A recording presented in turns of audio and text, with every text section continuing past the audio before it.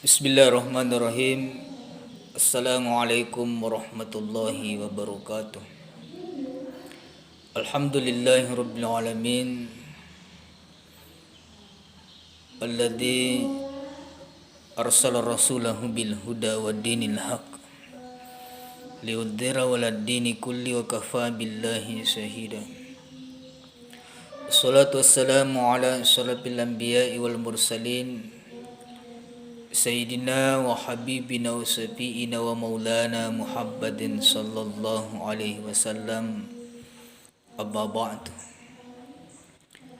Faqad qala Allah subhanahu wa ta'ala fil Qur'anil Karim wa huwa asdaqul qailin. A'udzu billahi minasyaitonir rajim. Bismillahirrahmanirrahim.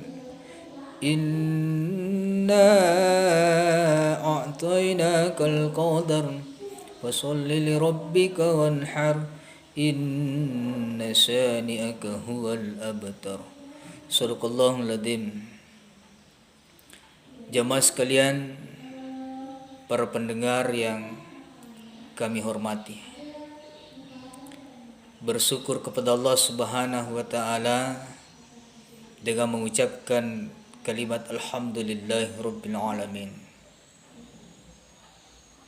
Bersyukur, bersalawat kepada Nabi kita Muhammad sallallahu alaihi wasallam dengan membaca salawat Allahumma salli ala sayyidina Muhammad wa ala ali sayyidina Muhammad. Para pendengar, para sahabat ku semua, pada kesempatan kali ini yang menjadi tema bahasan yang ingin saya sampaikan, yakni masalah kurban. Kurban itu adalah penyembelihan binatang di hari raya Idul Kurban dengan tujuan untuk mendekatkan diri kepada Allah Subhanahu wa taala, dengan tujuan untuk memberikan sebagian daging kurban kita itu kepada saudara-saudara kita yang tidak mampu, kepada para sahabat, keluarga kita, dan sebagainya.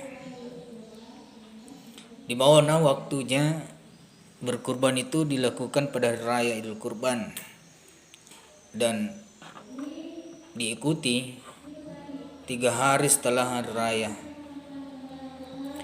Jadi kalau ada satu kelompok yang belum cukup kelompoknya di hari raya Idul Adha, maka masih ada kesempatan kita mencari orang untuk mencukupkan kelompok kita selama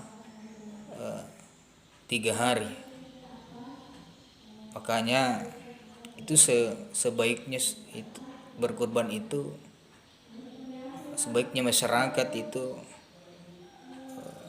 tidak bersamaan semua melakukan penyembelihan hewan kurban di hari raya Idul Adha, supaya dito nakaluki daging yarsoy. Kedua, dito kasi nakalufo imang magiri, so berito kasi po mamalipuno matulili di pamatu fura nagiri sedi kasi paroli. Tapi begitulah masyarakat, karena menganggap bahwa hari raya Idul Kurban itu yang lebih mulia, maka kadangkala bersamaan untuk melakukan penyembelihan.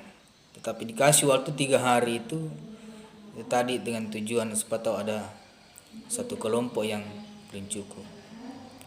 Kemudian yang kedua, hukum daripada berkurban itu ulama kita berbeda pendapat. Ada mengatakan bahwa kurban itu adalah hukumnya wajib, dan ada mengatakan bahwa kurban itu adalah hukumnya sunnah. Apa rujukannya ulama kita? Apa dasarnya ulama kita mengatakan bahwa kurban itu adalah hukumnya wajib? Pertama, dia mengambil dalil dalam Al-Quran surah Al-Kautsar. Allah Subhanahu wa taala berfirman, Bismillahirrahmanirrahim, Inna a'tainakal kautsar. Sungguh Allah telah memberikan begitu banyak nikmat kepada kita. Majapus tengah-tengah nerfung Allah Ta'ala puranorik segegana papenyamang. Coba Allah Subhanahu wa taala telah memberikan kita begitu banyak nikmat. Semakin banyak nikmat yang telah diberikan oleh Allah Subhanahu wa taala kepada kita, sampai Allah Subhanahu wa taala berfirman, wa in ta'udu nikmatallah la tusuha. Jika sekiranya kalian ingin menghitung-hitung kenikmatan yang telah diberikan oleh Allah, la tusuha, maka kita tidak mampu menghitungnya. Makanya ada ulama kita pernah mengatakan bahwa ketika kita ingin menghitung semua kenikmatan yang telah diberikan oleh Allah, maka habislah semua pohon di dunia ini, capu isinin na kaju-kajungnya, dijadikan sebagai pena, pulpen. Habislah semua air lautan, dijadikan sebagai tinta, capu wena tasi yal sebagai dawa. Habislah semua dedaunan, dijadikan sebagai kertas, capu isinin na dong kaju-kajungnya yal sebagai kertasa. Nadi panacapu pape jaban na fung Allah Ta'ala icat amana tanra igana papenya mapurnoriki fung Allah Ta'ala, termasuk papenya mang atungang, kesehatan, jabatan, harta, keluarga dan sebagainya. Sehingga Allah Subhanahu wa taala melanjutkan ayatnya ini, fasholli li rabbika wanhar, maka dari itu dirikanlah salat, wanhar, dan berkurbanlah. Jadi salat itu selain merupakan kewajiban dari Allah Subhanahu wa taala, yang kedua bentuk rasa syukur kita kepada Allah. Jadi narikung katotur lebo natane nada nadik na sempajang, berarti dek gagat terima kasih nalur fung Allah Ta'ala. Itu susahnya kita manusia. Kadangkala ketika ada orang yang berbuat baik kepada kita, engkau tahu maiga patulun ko idi sewat tu engkau nila tulung ko idi na kadang mau kisah di dia tulung. Tapi lantas kemudian Allah Subhanahu wa taala yang begitu banyak nikmat yang telah berikan kepada kita, kadang diperintahkan untuk sholat, dia tidak sholat. Dan kata dia sempah jadi gagat terima kasih na fung Allah Ta'ala. Di nataru alaina siri lur fung Allah Ta'ala. Jadi sholat ini selain kewajiban adalah bentuk rasa syukur kita kepada Allah. Terima kasih lur fung Allah Ta'ala.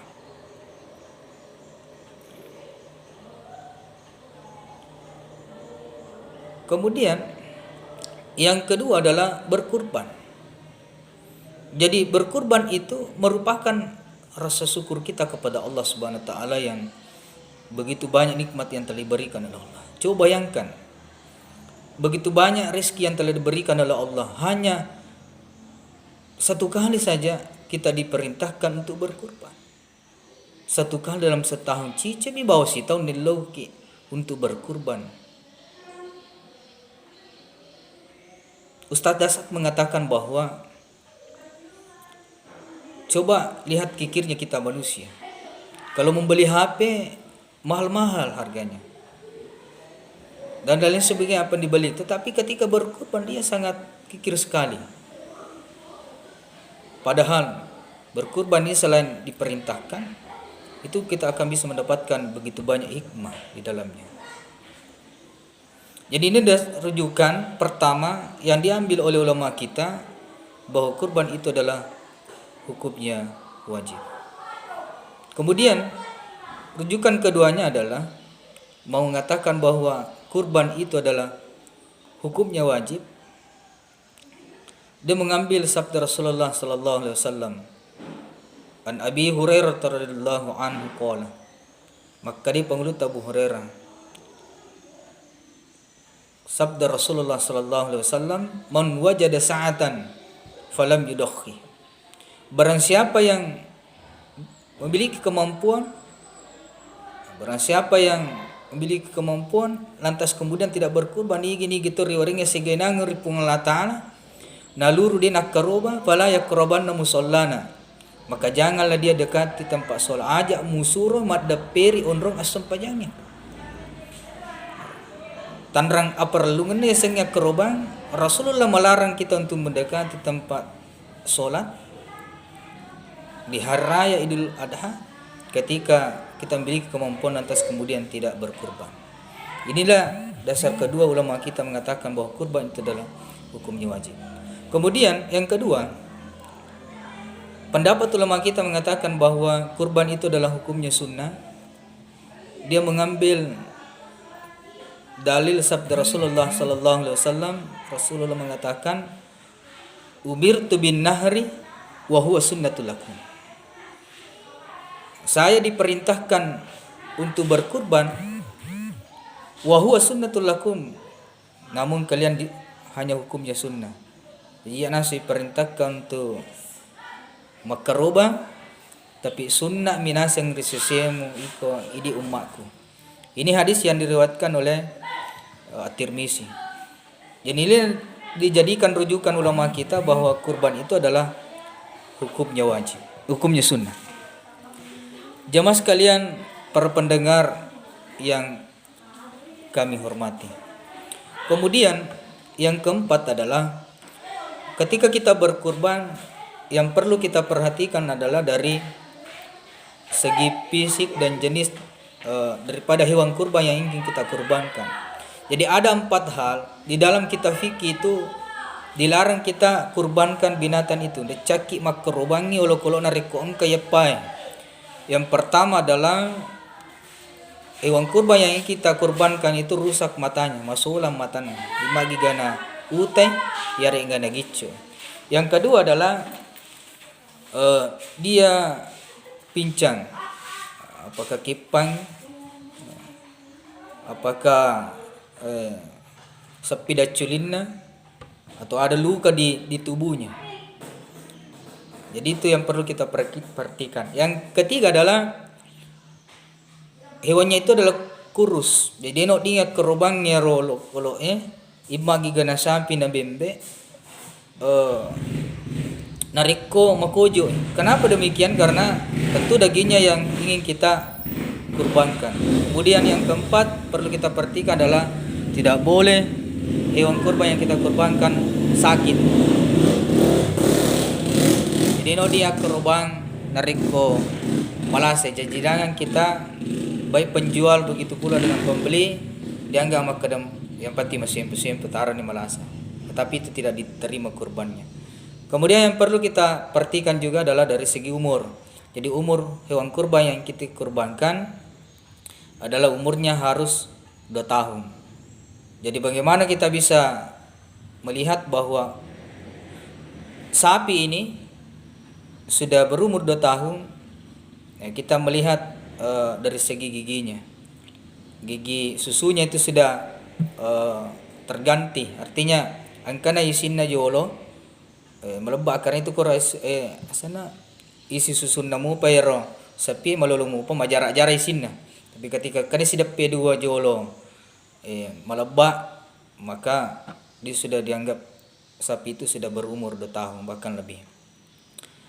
Kemudian selanjutnya adalah hewan yang harus kita kurbankan adalah termasuk adalah unta, sapi, kerbau, kambing, domba.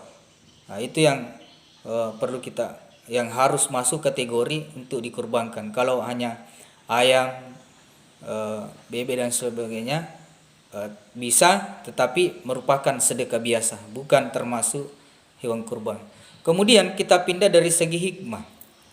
Hikmahnya ketika kita berkurban, yang pertama adalah sabda Rasulullah sallallahu alaihi wasallam, "Manduha thayyibatin nafsihi muttasiban." Barang siapa yang berkurban karena ikhlas, karena penglatalan nakatai li adhiyatihi nalat hajaba bilan nar. Maka kurbannya itu akarobanna mancaji palau poler yapin dan neraka. Nah, jadi itu nanti akan menjadi penghalang binatang yang kita kurbankan ketika kita berkurban. Itu hikmah yang pertama. Kedua, sabda Rasulullah, al-adhiyatu lidhahi biha bi kulli sa'ratin hasanah.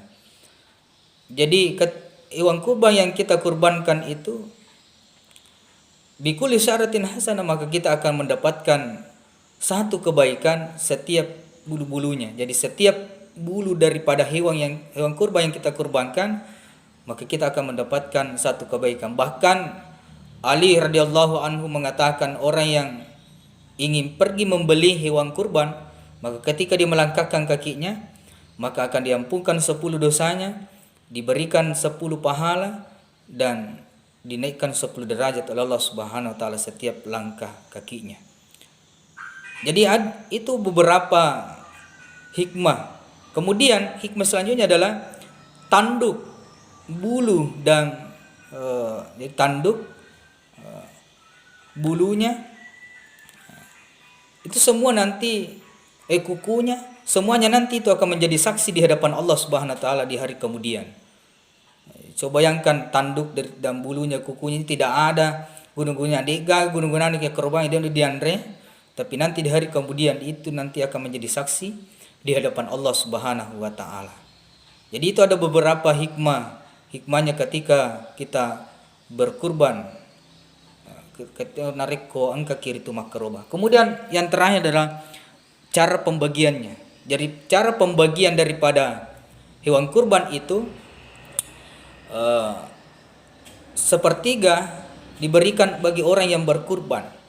Jadi orang yang berkurban itu berhak mendapatkan sebagian dari daging hewan yang mereka kurbankan. Sesuai dengan dalil mengatakan bahwa pakulu minha wa ta'imul ba'isi fakir. Maka makanlah dagingnya sebagian, dan sebagiannya lagi diberikan kepada orang-orang yang sengsara, lagi miskin. Nah, jadi bisa kita makan dagingnya, kemudian selebihnya itu kita berikan kepada fakir dan miskin. Karena itu memang tujuan daripada berkurban itu, di mana hari raya Idul Fitri orang fakir miskin itu senang karena ada zakat fitrah kita. Kemudian di hari raya Idul Adha, fakir miskin itu orang yang tidak mampu juga senang karena ada daging kurban yang kita berikan kepada mereka. Jadi biasanya kalau kita lihat dagingnya ditimbang dulu semua, cara pembagian timbang dulu semua, baru kita bagi-bagikan 3 kilo atau 4 kilo bagi orang yang sudah berkurban. Kemudian selebihnya kita berikan pada keluarga kita, tetangga kita. Makanya biasanya kita atur panitia itu diatur, kalau tidak ada panitia yang satu tempat kita penyembelihan, maka bisa kita berkuatir dan kita memberikan bagian sini 1 kilo atau 2 kilo tergantung daging kurban yang kita berikan. Kemudian dari segi kulitnya itu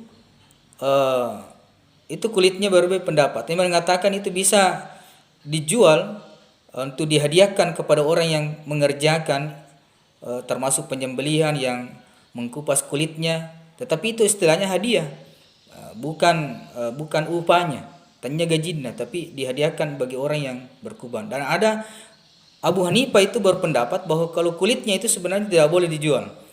Boleh dijual dengan syarat harganya nanti itu dibelikan untuk perlengkapan masjid. Termasuk salah satu kampung kami itu dia jual, kemudian dibelikan kursi masjid dan dipakai untuk masyarakat umum. Tetapi ada juga istilahkan menghadiahkan.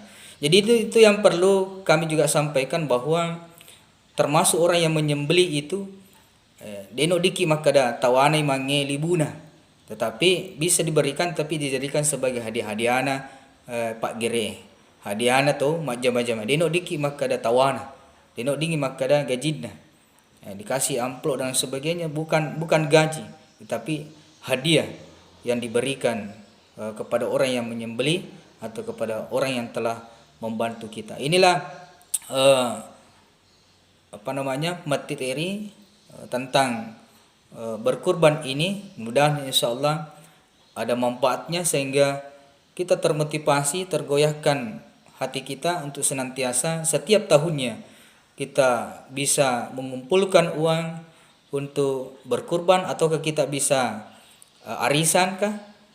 Contohnya dalam sekolah itu bisa kita arisan, dikumpulkan uang 1.600.000, 1.700.000, dan sehingga berapa kira-kira hitungannya dalam jangka 11 bulan atau 12 bulan ke depannya, sehingga bisa kita berkurban. Karena berkurban itu insyaallah banyak sekali hikmah terkandung di dalamnya dan bentuk pendekatan diri kita kepada Allah Subhanahu wa taala, dan merupakan rasa syukur kita kepada Allah. Terima kasih telur Allah taala karena mereka telah memberikan begitu banyak nikmat kepada kita semua, sampai-sampai kita tidak mampu menghitung kenikmatan yang diberikan oleh Allah Subhanahu wa taala.